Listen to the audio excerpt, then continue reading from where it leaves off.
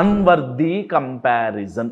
నేను ఇక్కడ unhealthy comparison అనట్లేదండి. First of all by nature comparison అనేది చాలా డేంజరస్ మెట్రిక్స్ అండి, చాలా డేంజరస్ క్వాలిటీ. కంపారిజన్, పోల్చుకోవటం అనేది చాలా చాలా డేంజర్. కానీ అన్వర్దీ కంపారిజన్ అయితే ఎవరితో అయితే మీరు పోల్చుకోకూడదో వాళ్ళతో గనక మీరు పోల్చుకుంటే పీస్ ఆఫ్ మైండ్ కాదు కదా, సర్వస్వం కోల్పోతారండి. వాళ్ళతో మీరు పోల్చుకొని వాళ్ళతో మీరు పోటీ పడటానికి అసలు వాళ్ళకి అర్హత లేదండి.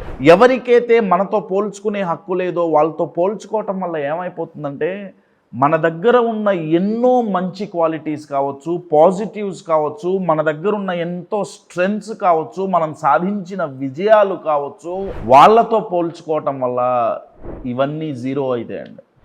దీన్ని గనక, ఈ అన్వర్దీ కంపారిజన్ని గనక మ్యూట్ చెయ్యకపోతే my dear friends, peace of mind mute అవుతుంది, సంతోషం మ్యూట్ అవుతుంది, మొహం మీద చిరునవ్వు మ్యూట్ అవుతుంది. కంపారిజన్ చాలా డేంజర్ అండి. నేను ఎప్పుడు అంటుంటాను, కంపారిజన్ అనే పదంలో ప్రిజం దాగుంది.